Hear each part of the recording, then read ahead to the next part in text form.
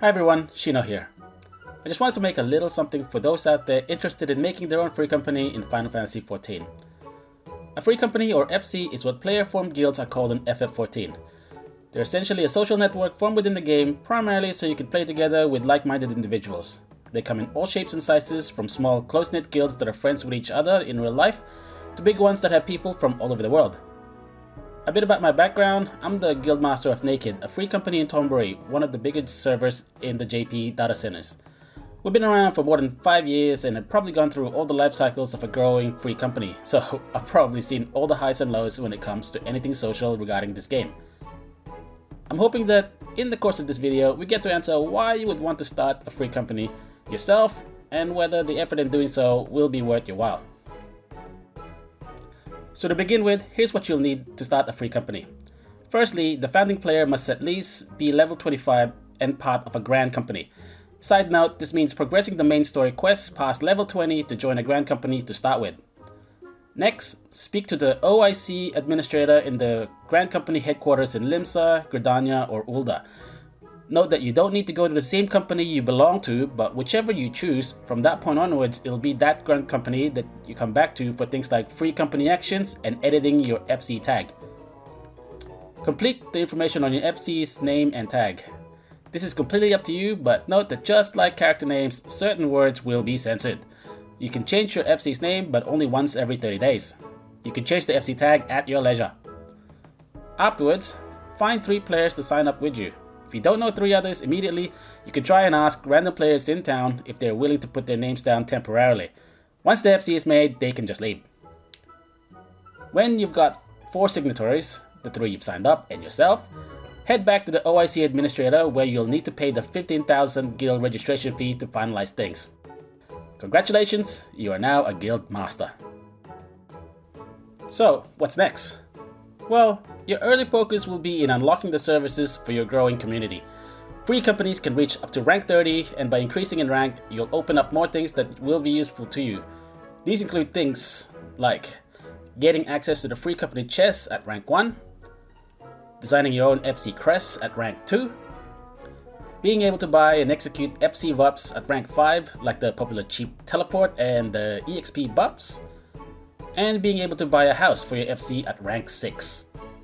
There's various ways to rank up, such as what I've listed here, but a good rule of thumb is that if something gives grand company seals, it's likely that it's also contributing to your free company points, though not always.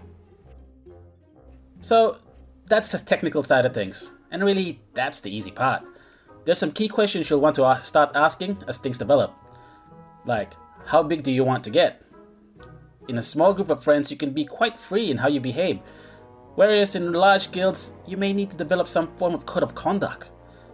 Conversely, in small guilds, there may come a time when it's only you online, and it can get lonely, while there's often always someone online in an international community living in varying time zones.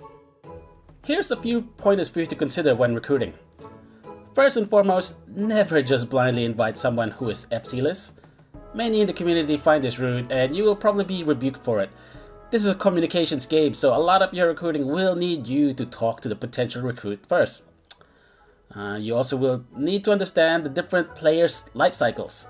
There's the sprouts, the returners, the veterans with all their classes on max level, and everyone else in between. Knowing this will help you tailor your message to the player.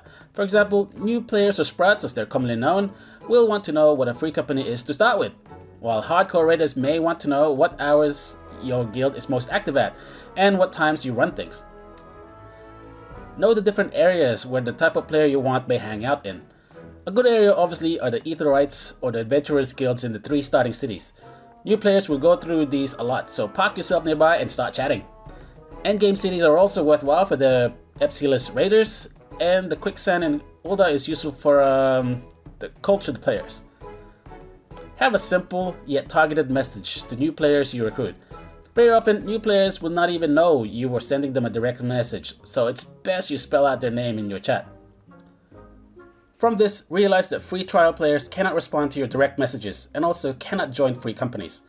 It's a little tough to figure out if someone is on free trial, especially since it goes up to level 60 and allows them to play the award-winning Heavensward expansion. Some of them will respond to you on the Say channel, others will stand around, look confused and run away, but a trick I've found is to check if they've got one of those pre-order earrings or even veteran reward gear. That means they paid for the game. Be just actively helpful to people who look like they might need help. If you notice someone has been in a queue for some time, maybe offer your help or just start a chat. Even if someone's already in a guild, helping them out is often a big reason why they might want to transfer to yours. Hell, even if someone's a free trial, you can still help them, and maybe later down the track, they'll realize this critically acclaimed game is worth their sub. Get a house for your FC. As mentioned earlier, this gets unlocked at rank 6, but note that depending on where you are, it may be tough to find an open plot, and they also don't come cheap. Nevertheless, an FC with a house will always look more appealing to a potential recruit, as they grant things like chocobo stables, gardening, and so on. Plus, a house is a great place to bond with everyone, ensuring people actually stay. You may also do other things like shout in the populated areas that you're recruiting, or run a party finder. But personally, I've found that the one-on-one chats with players is far more successful than casting your net wide and hoping something will get caught. And with that, I hope I've left you with some useful information that will help you in your quest for a fun community in Eorzea. Let us know in the comments if there's some other tips you find useful. If you're ever in Tombury, give us a visit. Bye!